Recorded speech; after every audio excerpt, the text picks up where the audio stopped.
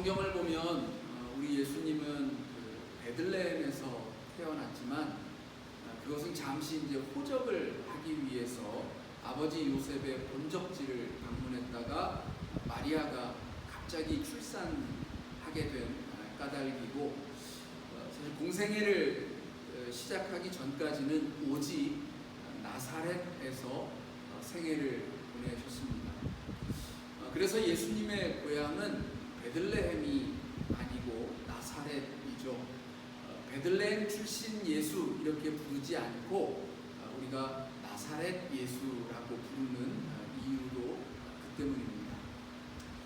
예수님이 베다니와 가버나움 등 이런 주로 갈릴리 지역을 두루 다니시면서 제자들을 얻고 그들과 더불어서 복음을 전하는 일을 하셨습니다.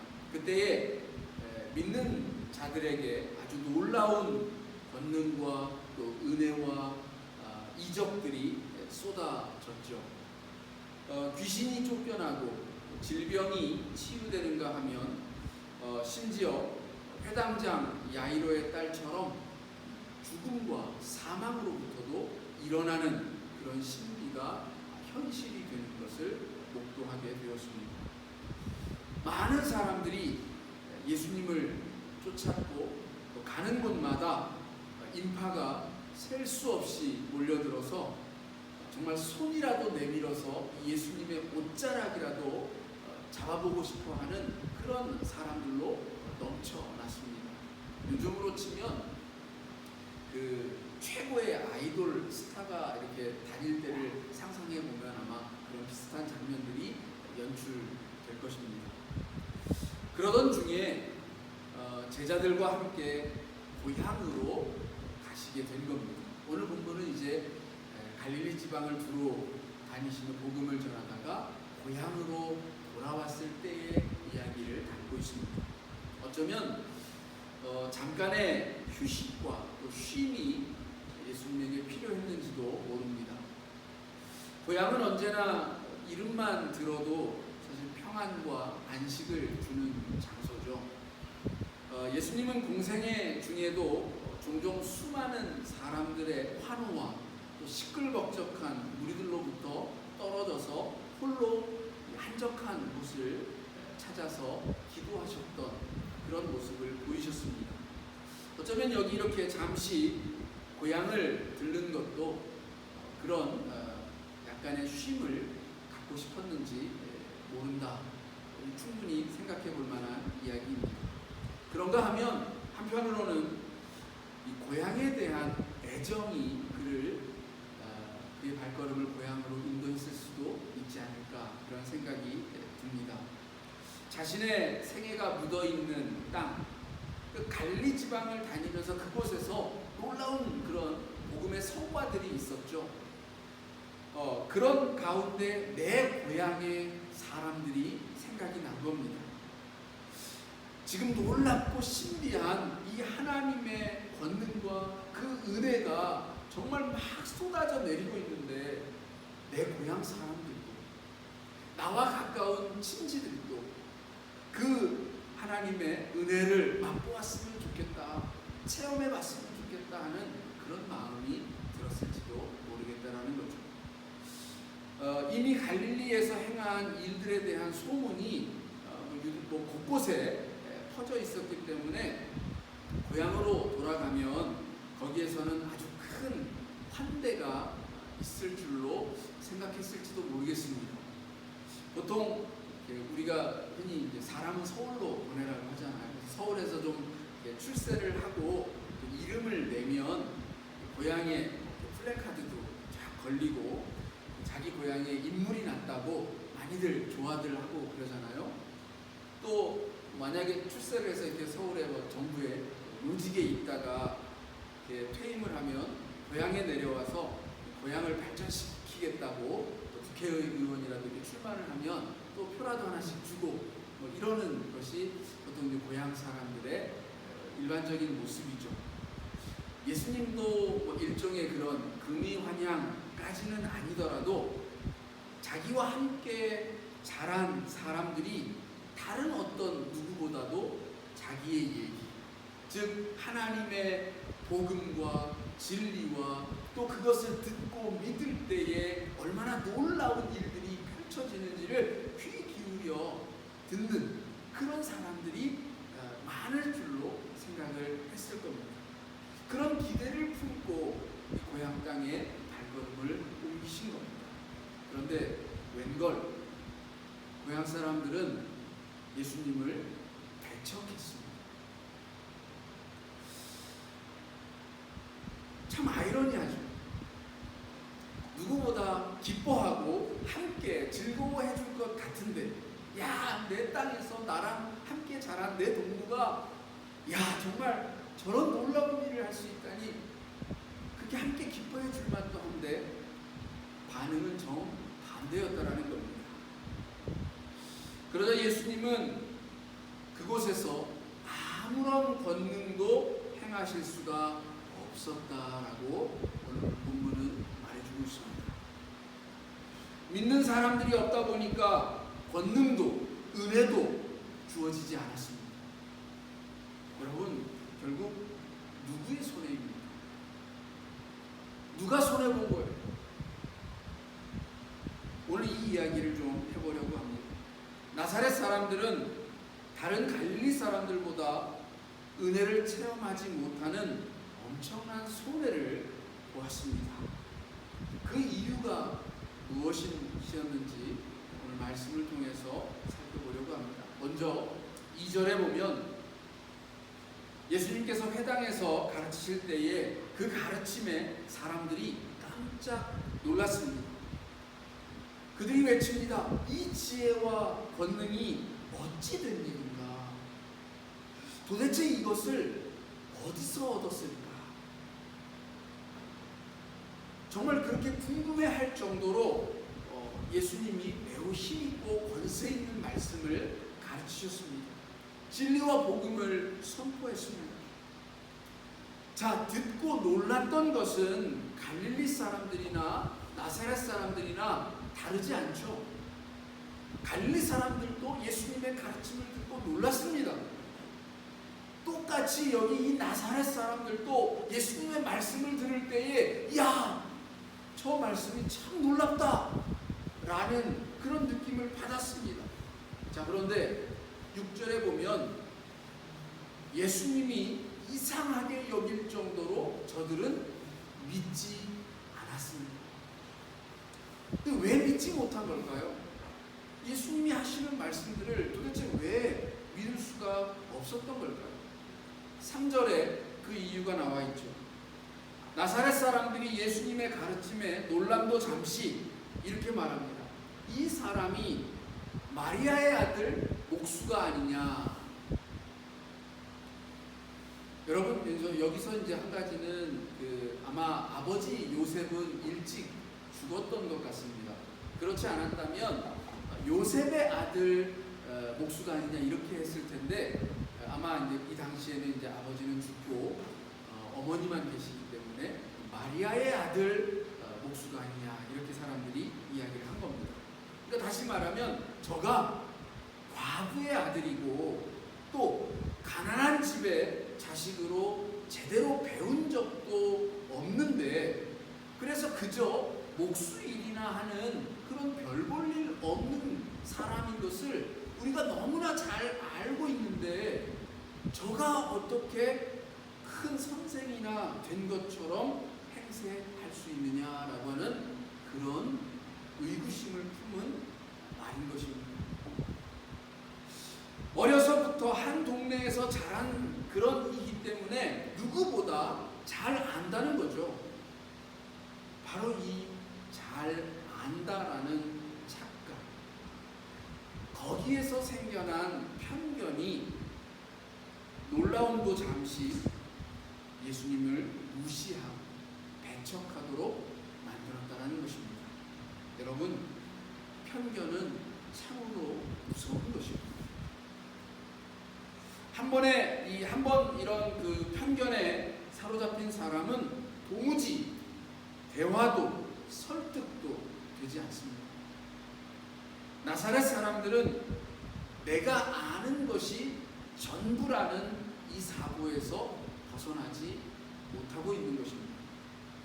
예수가 마리아의 아들이고 목수이고 그 형제들이 지금 우리와 같이 살고 있고 저들의 형편이 어떠한지 다 아는데 거기서 무슨 지혜가 나고 무슨 능력이 나올 수 있느냐, 이렇게 말하는 거죠.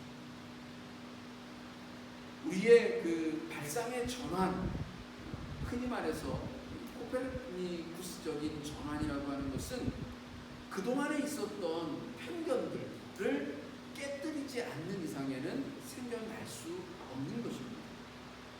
편견은 우리의 귀를 막습니다. 귀가 막혀 있는데 어떻게 들을 수가 있겠습니까? 신앙생활을 오래 했다라고 해서 하나님을 잘 안다라고 우리는 착각하지 말아야 합니다. 말씀을 들으면서 이미 다 알고 있다라고 미리 그렇게 착각해서는 안 되는 것입니다. 잘 알고 있는 사실이라고 내가 마음 먹는 그 순간부터 그 말씀은 더 이상 아무런 감동이 없습니다. 감동이 없는 말씀은 역사하지 않아요. 아무 울림이 없는 말씀이 여러분의 삶을 변화시킬 수 있겠습니까? 여러분의 삶을 변화시키고 또 하나님의 말씀을 따라 순종하는 실천의 장으로 이끌어갈 수 있으려면 그 은혜가, 그 말씀이 내 속에 부딪혀 오고 감동이 되어야 하는데 들을 귀가 막혀 있는 사람은 애초에 그 감동이 생겨나지를 않는 겁니다. 오래된 교인일수록 잘 안다, 다 안다라는 착각과 편견에 사로잡힐 확률이 큽니다. 그것을 어떻게 잘 할 수 있는가 하면 우리가 그렇게 되어질수록 우리의 신앙생활이 타성에 젖게 돼요. 적극적으로 하나님의 일에 참여하지 않아요. 근데 사실 이런 모습은 성도들보다는 목회자들에게서 그런 모습을 볼 때가 더 많아요. 그래서 저도 주의하고 또 경계하고 제가 들어야 할 말씀으로 생각을 하면서 이 말씀을 전합니다. 예전에 어느 목사님이 목사님들을 모아놓고 설교하는 게 제일 쉽다, 그렇게 말씀을 하시더라고요. 왜 이유를 이렇게 말씀하시더라고요. 대부분의 목사님들이 설교 본문만 딱 봐도 무슨 말씀을 전할지 안다라는 거예요. 그래서 정작 말씀 시간이 되면 다 존다라는 거죠. 눈을 감고. 얼마나 전하기 쉽냐, 그렇게 말씀을 하시는 거예요. 근데 오히려 저는 그 얘기를 들으면서 오히려 그래서 목사님들 앞에서 설교하는 게 더 어렵지 않을까라는 생각을 했습니다. 들을 귀가 막혀있는 사람들을 듣도록 하려면 얼마나 더 힘이 듭니까? 예수님은 갈릴리보다 여기 나사렛에서 하나님의 진리를 전하는 게 훨씬 더 어려웠습니다. 오늘 저희는 나사렛 사람입니까? 갈릴리 사람입니까? 자, 도무지 듣지 않으려는 이 배척의 결과가 결국 하나님의 은혜를 누리지 못하게 된 그런 결과를 낳고 말았습니다. 여러분, 왜 나에게는 은혜가 없냐라고 묻고 계십니까? 왜 나에게는 하나님의 그 놀라운 말씀이 부딪혀 오지 않는가라고 그렇게 질문하고 싶으십니까? 예수님이 권능이 없어서 베풀지 못하는 것이 아닙니다. 하나님의 손이 어찌 구원하지 못함이 있을 수 있겠습니까? 5절에 보는 것처럼 나사렛에서도 예수님은 병자들을 고치셨습니다. 그러나 그들은 그저 소수에 불과했죠. 대부분의 사람들은 편견에 사로잡혀서 믿지 않았고 듣지 않았습니다. 여러분에게 은혜가 없다고 태어나기 전에 하나님이 나에게 무엇을 말씀하시는가? 귀 기울여 본 적이 있는가? 내 마음의 문을 열려고 했던 적이 있는가 생각해 보시기 바랍니다. 불평하고 있는 여러분의 모습을 보면서 주님은 오히려 고개를 갸우뚱하면서 왜 도무지 나를 믿지 않으려 할까? 참 이상하다. 그렇게 생각하실지도 모릅니다. 게다가 우리가 이렇게 말하죠. 우리가 그 형제들도 다 아는데 야고보와 요셉과 유다와 시몬도 다 그저 그렇지 않냐. 그 누이들도 여기 우리들처럼 살고 있지 않냐라고 하면서 예수님을 인정하지 않았습니다. 예수님에게는 많은 동생들이 있었어요. 또 그 누이들도 있었고 남동생들도 많이 있었습니다. 근데 저들은 이제 그 예수님이 복음 사역을 하는 동안에 고향에 남아서 고향 사람들과 함께 더불어 살아가고 있었던 거죠. 그러니까 다 보고 있듯이 우리와 똑같은 사람들이다라는 거죠. 여러분이 여기서 눈치를 채셨는지 모르겠지만 여기에는 일종의 자기 비하와 질투가 담겨 있습니다. 여러분 먼저 여기서 겸손과 자기 비하를 잘 구분하셔야 합니다. 나사렛 사람들이 겸손하였다면 예수님의 말씀에 귀를 기울였겠지만 그들이 보인 것은 겸손이 아닙니다. 여기 나사렛에서 살고 있는 사람들은 우리가 다 아는데 어디 잘난 사람 있어? 이 시골 깡촌에서 무지랭이들만 복잡되면서 살아가는데 무슨 선생이 나고 선지자가 날 수 있어? 라고 하는 그 말을 하고 있는 것입니다. 즉 스스로를 비하하고 있다는 얘기예요. 실제로 요한복음 1장에 보면 나다나엘은 와서 예수님의 가르침을 좀 들어보라 라고 하는 이 빌립의 간청에 이렇게 말하죠. 나사렛에서 무슨 선한 것이 나겠느냐. 그러니까 나사렛이라고 하는 것은 이처럼 같은 그 유대 사람들로부터도 무시받는 지역이었어요. 자, 그러니 그런 무시가 어쩌면 이들에게 좀 익숙해진 것일까요? 그들 스스로도 못 배우고 미천한 시골 무지랭이들이라고. 그러니 여기서는 어떤 인물도 날 수 없다라고 그렇게 생각했는 것 같습니다. 거기에 질투가 섞였어요. 나랑 깨복쟁이부터 같이 자랐는데 언제 저렇게 지혜를 얻어서 놀라운 가르침을 줄 수 있지? 인정할 수 없어.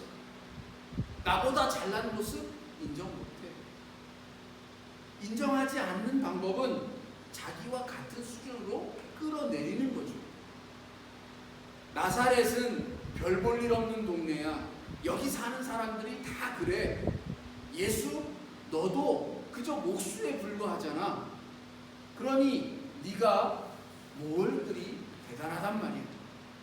그냥 나와 같은 무지한 시골 촌뜨기일 뿐이잖아.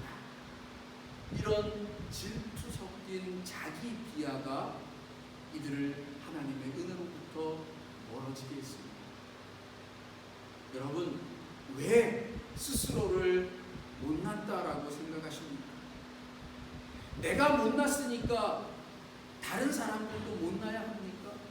나보다 좀 잘 나가는 것, 그 중에서도 특히 뭐 다른 사람은 잘 모르겠는데 그래도 나랑 가까운 사람이 출세하고 잘 나가는 꼴은 도저히 못 보겠다, 그렇게 생각하십니까?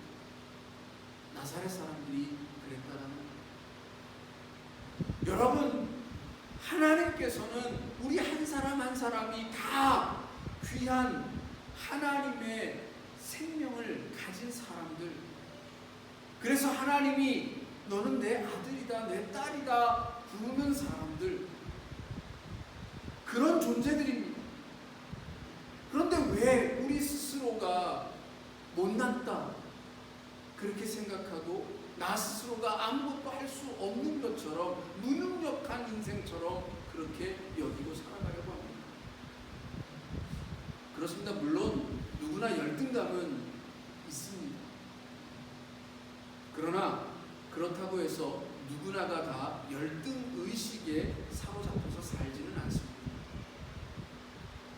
매일 열등의식 속에서 타인을 질투하며 살아가는 사람은 단 한 번도 자신을 사랑한 적이 없는 사람이다라고 하는 말이 있습니다.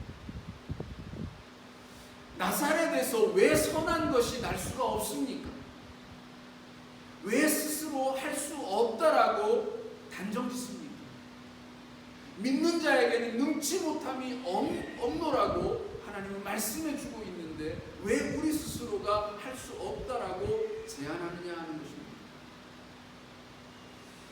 열등감과 질투가 우리의 눈을 가립니다. 예수님이 어려운 환경 속에서 자랐고, 그래서 정규 교육조차도 받지 못했고, 목수로서 생계를 연명하는 사람인 것은 사실입니다. 그러나 그것은 과거의 시간 속에 있는 사실일 뿐입니다. 지금 예수는 성령을 받고 세례를 받고 광야에서 시험을 거쳐서 하나님의 말씀을 전하며 그 권세와 능력을 펼치고 하나님의 은혜를 선포하고 있습니다. 뭔가 달라졌다라고 해서 과거의 예수는 현재의 예수가 될 수 없습니까?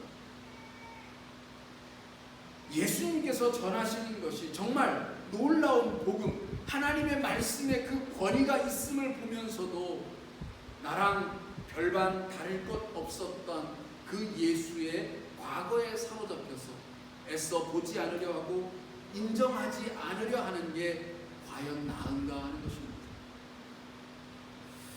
우리가 그러면 그럴수록 하나님의 은혜는 더 멀리 달아나고 결국 그 손해는 우리가 보는 것입니다. 예수님처럼 진리를 깨우치고 하나님을 믿는 믿음이 성장하고 성숙하여서 하나님의 은혜 안에서 살기보다 배척하고 회피하기로 마음먹는다면 그것만큼 불쌍한 이가 어디 있겠습니까? 여러분, 남이 나보다 낫다고 여기는 것, 그래서 질투 속에 휘말리는 것, 또 꼴보기 싫다면서 애써 외면하고 회피하는 것은 우리의 성장에 아무런 도움이 되지 않습니다. 성장에는 용기가 필요합니다. 자기의 부족함을 인정할 수 있는 그런 용기가 필요합니다. 남보다 부족한 것을 성장시키려면 먼저 자기의 부족함을 인정해야 한다는 거죠. 그러나 부족한 점을 채우려는 노력과 실천이 없으면 또한 안 됩니다. 우리가 문제를 회피하고 부족한 자기를 그냥 내버려 두는 것은 결코 성장하지를 못하게 만듭니다. 그 반대로 문제를 극복하기 위해서 실천의 의지를 갖고 한 걸음씩 나아가는 것, 이것이야말로 진짜 자기 사랑인 것입니다. 여기 나사렛 사람들은 자기들과 함께 자랐지만 놀랍도록 권세 있는 선지자와 같이 변한 예수님을 바라보면서 그 가르침을 받고 배워서 하나님의 능력과 은혜를 체험하고 또 나중에 제자들처럼 그것을 베푸는 사람으로 나아가야 했지만 그러지 못했습니다. 여러분에게 말씀드리기는, 여러분, 사랑한다는 것은 그 대상이 완벽하기 때문은 아닙니다. 사랑한다는 것은 오히려 결핍이 있기 때문입니다. 아이가 부모의 사랑이 필요한 이유는 스스로 할 수 없는 많은 결핍이 있기 때문이듯이 누군가를 사랑하는 것도 마찬가지, 그가 완벽하기 때문이 아니라 어딘가 부족하기 때문입니다. 자기를 사랑하는 것도 마찬가지입니다. 자기를 사랑하는 것은 결국 자기 안에 있는 결핍, 부족함을 용납하고 받아들여서 그 부족함을 채우기 위한 용기 있는 실천으로 나아가는 것, 그것이 바로 자기 사랑입니다. 바라기는 저와 여러분은 다 알고 잘 안다라고 하는 착각과 편견을 벗어던지고, 또 나는 원래 그러니 어쩔 수 없어, 내 한계는 여기까지야 라고 하면서 나는 할 수 없다라고 하는 그런 열등감도 내려놓고, 또 내가 하지 못하는 것, 내가 갖지 못한 것, 그것이 타인에게 있다라고 해서 질투하는 대신에 다시금 초심자의 마음으로 주님의 가르침을 열심히 배우고 익혀서 하나님의 은혜와 능력을 체험하고 그 받은 바 은혜를 다시 증거하는 복음의 증거자로서 살아가기를 주님의 이름으로 축원을 드립니다. 기도하겠습니다.